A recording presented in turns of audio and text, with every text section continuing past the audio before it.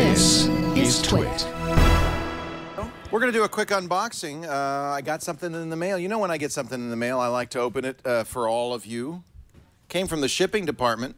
Worldwide Distributors, Van Nuys, California. Whatever could it be? Let's find out by carefully slitting it open.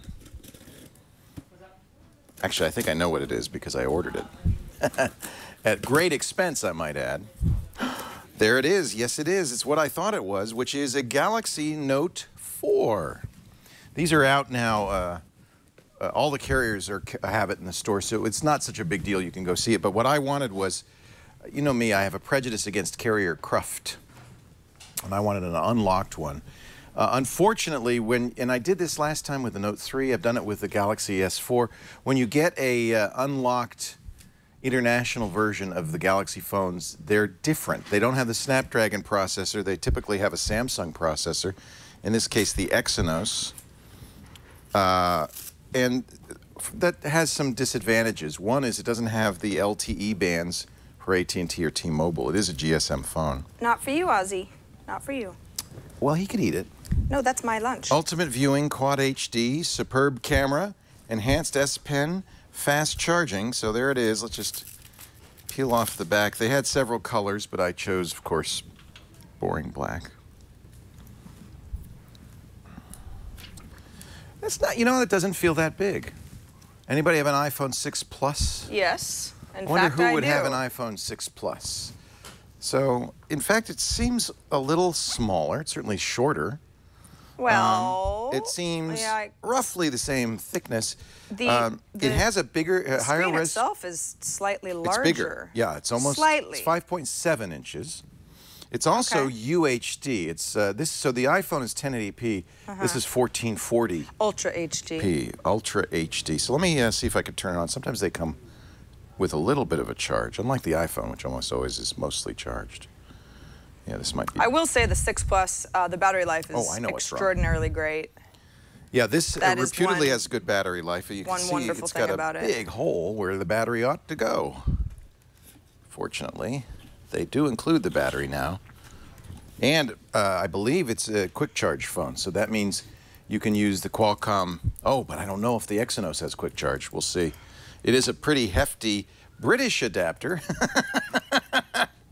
Yeah, adaptive fast charging. So, you know, what's one thing that's different from the Note 3? Remember the Note 3 had that weird USB 3 connector, which threw me.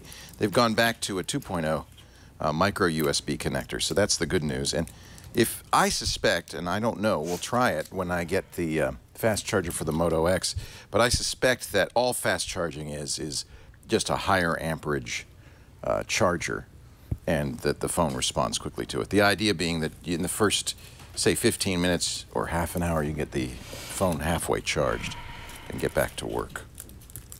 Let's open the... Wow! That... you want us to get started? Is that what that is? They're saying, you know, these lithium-ion batteries are slightly explosive. Let me figure out how to open this. You know, if I could read, I would tell you if it's a 2-amp charger. My guess is it's at least a 2-amp charger. Oh, here's here's how they solve this. They throw in a 50-cent adapter for the charger. Let's take a look. This is 5 volts times 2 amps. Yeah, so it's a 10-watt charger. And so that means you could use your iPad charger if you had one, or any 10-watt charger. Nowadays I buy my chargers, my wall chargers are all 10 watts at least. I have the Anchor, that Anchor USB charging device, and it's great. It'll do the right thing. So there's the battery in there. This is a big battery on this thing. It's 3,220 milliamp hours. There's the micro SD card and a SIM card slot. I think now with the battery in it, that's one of the things I have to say that really to recommend Samsung's phones is you could buy a second battery. They're usually fairly cheap. 25 bucks will get you usually a charger plus 1 or 2 batteries. And then you have the capacity to go for, you know, a long, long time. So the real thing we're interested in on this, besides the S Pen is the Ultra HD screen.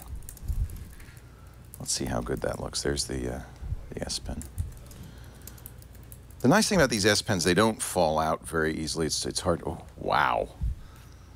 Wow, wow, wow. Good, 63%. Ooh. That's very bright. I apologize. I think it's almost too bright for our screen. It's also in Chinese. So that's going to be interesting. I think we could figure it out.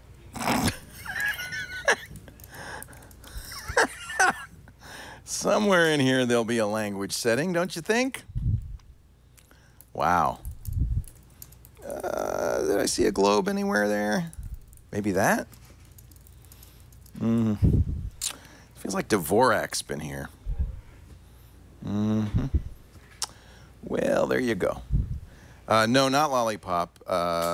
Probably 444. You're not going to see Lollipop right away because TouchWiz, of course, gets in the way. You can't. It's so bright. I don't know how to. Oh, there.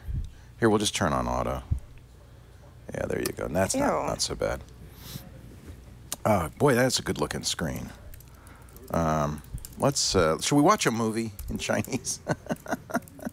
Oh God, I'm gonna have to play with this a little bit more to get that working. But there you go. That's the Galaxy Note 4, and again, a direct comparison in terms of the iPhone 6, which is a 5.5-inch screen, slightly bigger screen, higher resolution, removable battery. But it is Android, and there is no Apple Pay.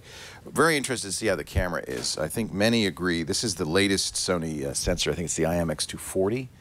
And many people think this might be the best sensor out there, maybe aside from the PureView sensors on the Nokia Lumia phones. So I'll get you some sample pictures. This is not an Edge. This is just a Note 4. All right, there you go. Stand by for a review. I'll tell you what, I'll really bang on this in the next 24 hours to see if I can review it for before you buy tomorrow. I have some impressions. Comes with the, as you can see, the headphones. As I mentioned, the 10-watt battery and a very fancy SIM puller. Ooh, that's nice. The Galaxy Note 4.